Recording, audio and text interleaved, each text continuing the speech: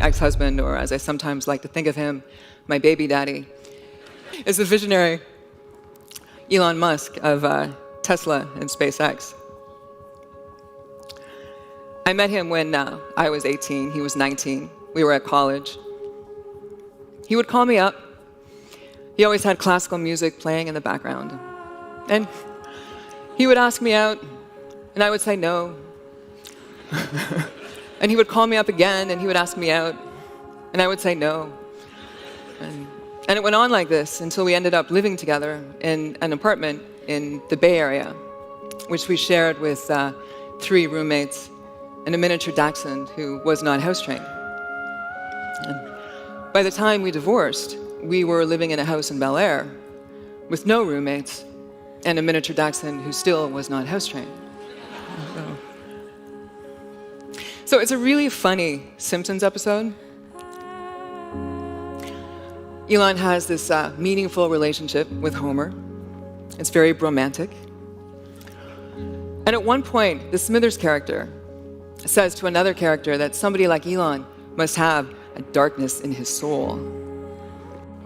And as a dark fantasy writer who's had novels published by major publishers and stories and anthologies and has a blog, this line leaped out at me because I actually think a lot about creativity and darkness and the larger-than-life nature of these people that we call visionaries and geniuses, or as my son likes to say, genii. And darkness does not have to mean evil. You know, it can refer to anything that has not yet been brought out into the light, that lives in the space beyond boundaries, beyond our comfort zone, where a lot of us do not want to go. The writer Lucy H. Pierce has a quote that I like a lot. She says, "As creatives, our job is to uncover what lies in the darkness and give it new life, new identity." And I realize that artists and entrepreneurs are a lot alike, and that they are both obsessed with creating something out of nothing, with pulling value from the dark. So when I was preparing this talk, I said to Elon, so do you have any advice that I can maybe give to bright young things in the audience who might want to grow up to be you one day? And he did say something which I'll get to at the end, but he also said, I don't know if they would still want that, if they really knew what it's like to be me. And it made me think that before we call these people visionaries, before they have that kind of success, we have other words for them. We call them, geek, or outsider, socially awkward, weird, a little different, odd one out. I'd been friends with one person for 10 years before he told me that when he was a kid, he hated going to school because the other kids liked to follow him home and they would throw soda cans at his head. So he sought refuge in computer games, which got him into coding, which led to the creation of his first company, which he sold by the time he was in his mid-20s, so, nobody is throwing cans at him now.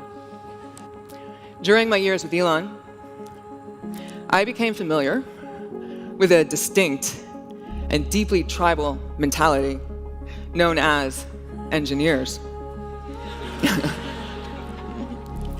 And once when my dad came to visit, I was taking him to see Elon at Elon's first company, Zip2. And we were crossing through the office park, and we saw these lanky dudes in jeans and t-shirts, and they were racing these remote-controlled contraptions around the parking lot and banging them into cars. And my dad said to me, "Oh, are these the children of the engineers?" And I said, "No, Dad, these are the engineers." And when Elon and I would travel, and we had to fill out those forms at customs that wanted to know your occupation, Elon never wrote down CEO or King of the World or Studley International Playboy. He wrote engineer. And he wore jeans and t-shirts to work. And whenever we went shopping for clothes, or later consulted with the stylist whose name was Martin, he would say, No, you don't understand. I can't look cool or hip because I have to look like an engineer. And one of the things that he told me, although I don't know if it's as true now as it was back then, was that engineers could not quite figure out why it was that the suits made the big money when it was the engineers who actually built the stuff that they were selling. And meanwhile, the suits would listen to the engineers talk and they would have no idea what they were saying. And that's when I realized that Elon was somebody who had learned to speak both languages. And he could move between the tribes because he was an engineer in a suit. And he brought together worlds. And this is what an engineer does. I mean, this is what a visionary does. They not only create something new, but they become the living embodiment of it. They don't just tell us a new story. They are that story. And soon they don't even have to open up their mouths. They just walk into the room. I recently read a profile on Elon, and he's quoted as saying something to a friend, and this happened during the time we were still married together. And he said something to this friend that he never said to me. And he was saying that he was prepared to sacrifice everything, his entire fortune, to get a rocket into orbit. And he said, I don't care if Justine and the kids and I end up living in Justine's parents' basement. I'm going to make this happen.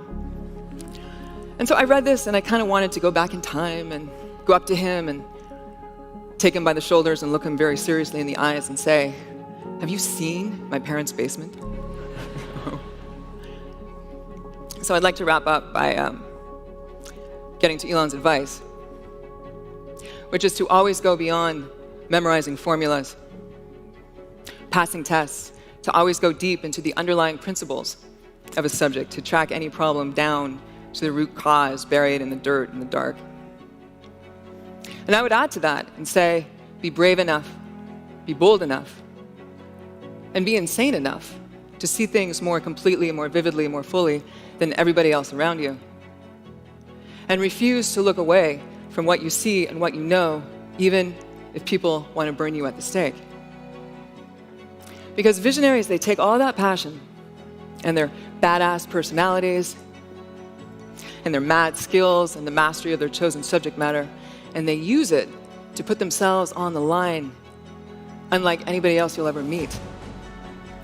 And it's this that allows them to open up windows into another deeper reality in which transformation is possible and things of awe happen on a regular basis. Because in the beginning, we don't trust them because we think they're crazy, but by the end, we trust them because we know they're crazy. They're crazy enough to accomplish anything and risk it all in order to bring us something new to believe in. They might make lousy husbands and terrible wives. They might be the friend who never sends you a birthday present and forgets to show up for coffee. But they bring light to the dark, and they show us the universe. Keep the channel open. Thank you.